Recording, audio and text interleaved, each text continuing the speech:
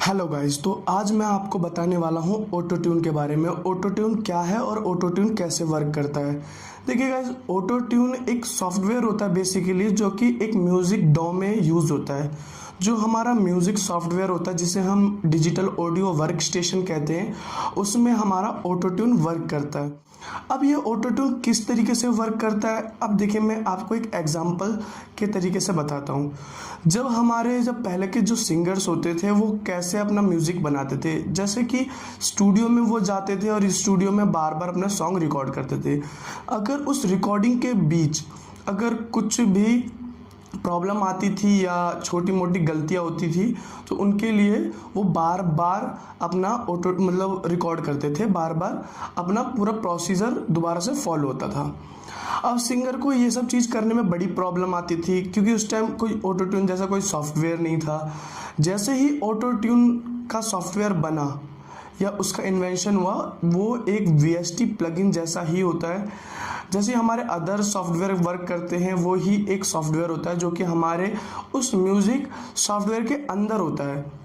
अब जब उसका यूज़ होता है, जब हम अपना कोई वोकल रिकॉर्ड करते हैं, तो अगर हमारी कोई भी लाइन या कोई भी पिच अगर ऊपर इनकरेक्ट हो जाती है, ऊपर या नीचे हो जाती है, वॉल्यूम अप या डाउन हो जाता है, तो जो हमारा ऑटो ट्यून होता है वो एक सिमिलरली लाइन में चलाता है और एक बिल्कुल एक जैसी रिदम बनाता है।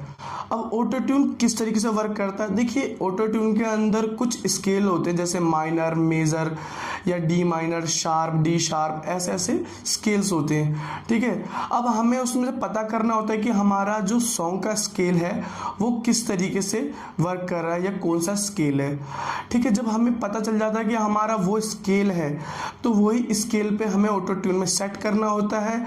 और जब हमारा जो सॉन्ग में अगर कुछ गलतियां या मिस्टेक्स होती हैं, तो वो हमारा ठीक हो जाता है। अब कुछ पहले जो लोग हुआ करते थे, वो ऑटो ट्यून का यूज़ नहीं करते थे, और जो अब के जो लेटेस्ट सारे सॉन्ग, जो जितने भी सॉन्ग्स आते हैं, पंजाबी, हिंदी, बॉलीवुड जितने भी आते हैं, यहाँ तक कि भोजपुरी, सब में ऑटो ट्यून का यूज़ होता है।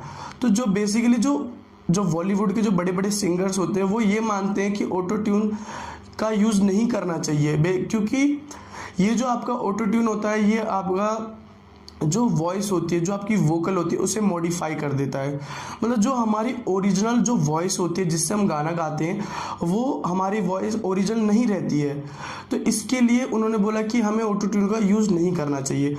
बट ये जो ऑटो ट्यून होता है, वो एक मिक्सिंग और मास्टरिंग का भी पार्ट होता है, क्योंकि अगर आप ऑटो ट्यून का यूज़ नहीं करेंगे, तो हमारी मिक्सिंग और मास्टरिंग उतने अच्छी तरीके से नहीं होता है। ठीक है, अब ऑटो ट्यून के कौन कौन से वर्जन आते हैं, देखिए ऑटो ट्यून के बहुत सारे प्लगइन्स आते हैं, और जो मैं यूज़ करता हूँ वो अंतराज का ऑटो ट्यून यूज़ करता हूँ। अंतराज 7 मेरे पे है ऑटो ट्यून का वर्जन, तो उसका मैं यूज़ करता हूँ।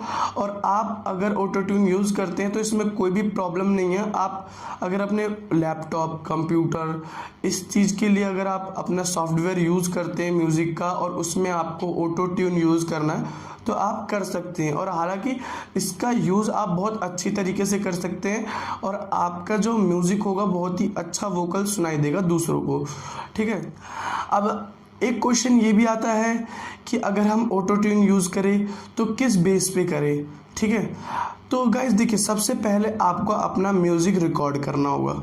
ठीक है, किसी भी सॉफ्टवेयर में अपना म्यूज़िक रिकॉर्ड कर ले, जैसे कि मैं FL स्टूडियो या न्यूएंडो का यूज़ करता हूँ म्यूज़िक रिकॉर्ड करने के लिए, तो आपको भी ऐसे ही सॉफ्टवेयर में आपको ऑटो ट्यून यूज़ करना होगा। जैसे कि काफ़ी लोग जैसे म्यूज़िक रिकॉर्ड करने के लिए ऑडासिटी का यूज़ करते हैं, तो ऑडासिटी जैसे सॉफ्टवेयर में ऑटो ट्यून नहीं वर्क करता है, क्योंकि वो एक डॉ सॉफ्टवेयर नहीं है, मतलब एक ऑडियो वर्क स्टेशन नहीं है।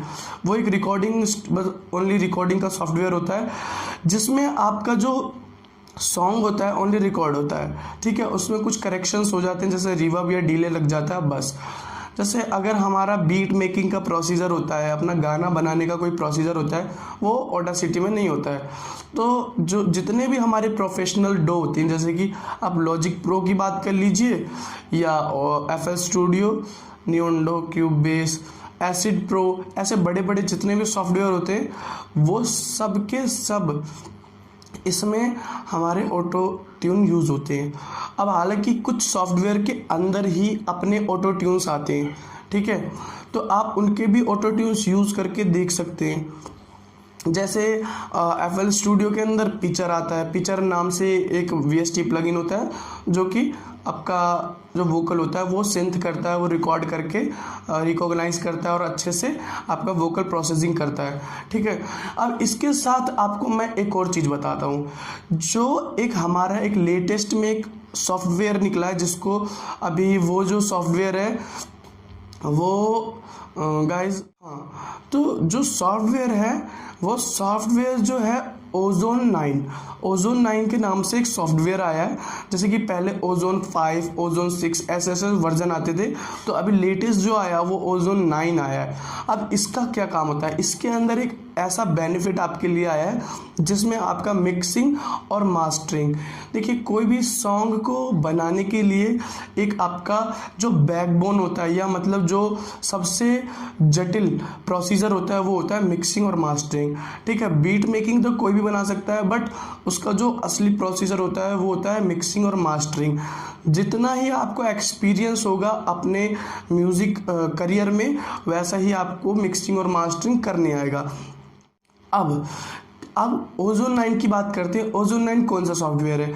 ओजोन 9 एक ऐसा सॉफ्टवेयर जिसमें आपको एक AI असिस्टेंट मिलता है। ठीक है, मतलब एक आर्टिफिशियल इंटेलिजेंस मिलता है, जिसके अंदर सॉफ्टवेयर के अंदर जो अगर आप अपने मास्टर के कॉलम में अगर ओजोन 9 का यूज़ करेंगे तो आपको एक उस सॉफ्टवेयर के अंदर एक आइकन होता है जिसमें आता है मास्टरिंग, या आप कह सकते हैं ऑटोमेटिक मास्टरिंग, ऐसा कुछ आता है। ठीक है, जैसे आप उस पर क्लिक करेंगे तो क्लिक करने के बाद कुछ प्रोसीजर होता है, उसको ओके करना होता है। अब उसके बाद वो कहेगा आपसे सॉफ्टवेयर कि अपना एक बार म्यूज़िक प्ले कीजिए, तो आपको सिंपली एक म्यूज़िक प्ले कर जो आपने बनाया उसे प्ले करना होगा।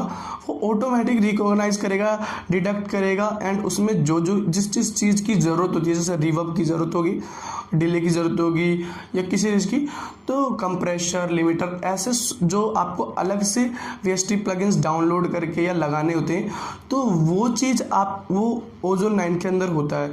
ठीक है, तो जैसे ही वो रिकॉग्नाइज करेगा कि आपके सॉन्ग को डिले या रिवर्ब की ज़रूरत है, तो ऑटोमेटिक वो उसके अंदर फिल कर देगा।